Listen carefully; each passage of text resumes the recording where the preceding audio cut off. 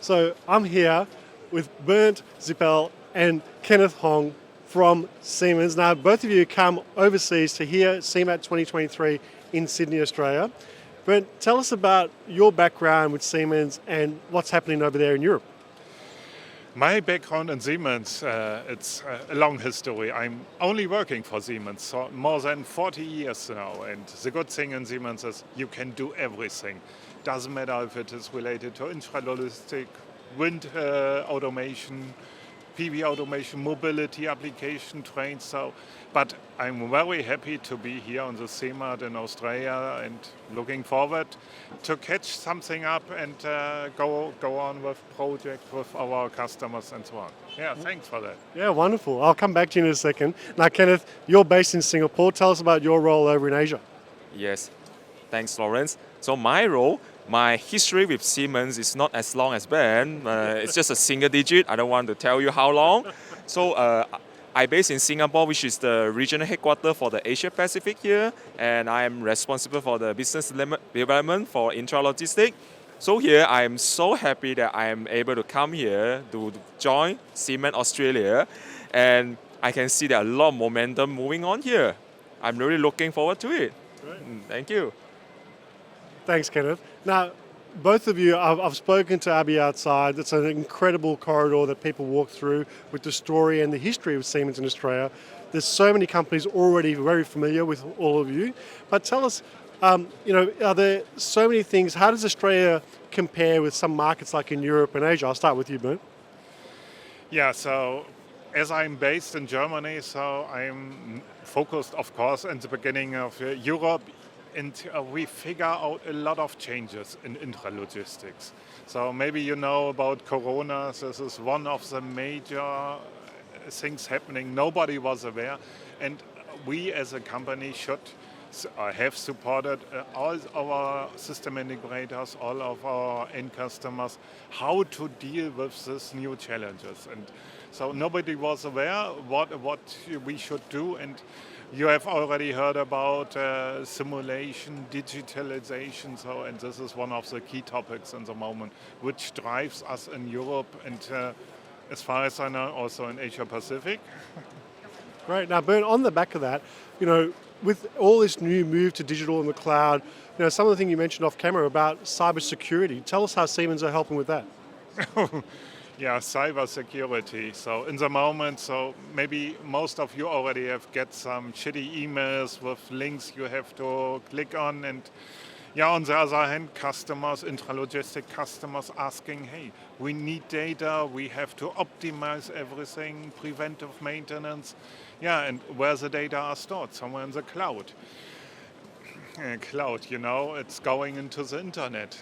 And of course, we from Siemens has a special organization in the background that takes care of all this firewalls, of all the security measurements, and also we have a special department helping you as a customer and customer system integrator to get comfortable with that one, make a deep dive with you together. How is your actual situation? And at the end, what you have to improve to be secured against cyber attacks. Yeah. And at the end, that the operation on the ground will survive any hacks or whatever, hopefully. Yeah. Well, it's a big challenge for so many companies, and especially in supply chain, there's so many communication links that could be penetrated, so it's really important. Yeah, that's really a difficult story. Nobody is aware of that. But have you already hacked with your bank account? Then you will take care of that one. That's true.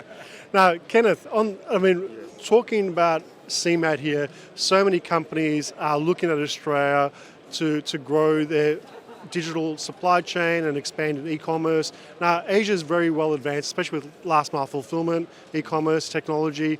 What are some of the lessons learned that you think Australian companies should think about for their growth in supply chain here? Lesson learned for Australian company. Well, I think that for most of the company in Australia, you are already at the leading side. So what would I recommend? Yeah, I will also cut back to the cybersecurity topic from Ben, which in my opinion, now when we move towards this digitalization age, there are so much data, which of course it need to be safeguarded, and this is why the cybersecurity there to protect the data. But there is also one thing which is there shouldn't be like make it too hassle for the people to access the data. Nobody want to go through 2-3 layers of security just to access to some data. The data need to be protected, secure, yes for sure, but in the same time, they should be do it in a smarter way. Instead of you always use 2-3 layer of password with OTP, that kind of stuff. And this is exactly where Siemens come into the picture. When we encapsulate our solution to the cybersecurity, we advise our customer through 3 different layers: the plant layer, and then the policy layer, and also at the end, the field level. Each layer, there are some use cases from Siemens help you how to safeguard the data, and at the same time, how can you access the data in a smart way? So maybe we can go think about this direction. Yeah. Thank you. Wonderful, thank you, Kenneth. I think the key takeaways that I've had learning more about Siemens over the last day and today, and I'm looking forward to tomorrow's presentation on the panel, but the key takeaway, 2 words: partnership and integration, and that really stands out with what Siemens offers to the whole supply chain sector and beyond with the customers as well. So congratulations to you both. It's been a great way to showcase what Siemens does and how it partners with supply chain in Australia. Yeah, and really it's a good thing is that Siemens is not a small company. We have our intralogistics business not only in Asia Pacific. We have a same setup, especially in China for this dedicated market. And on the other side of the world, we have Americas. We have also vertical team called Intralogistics for that one.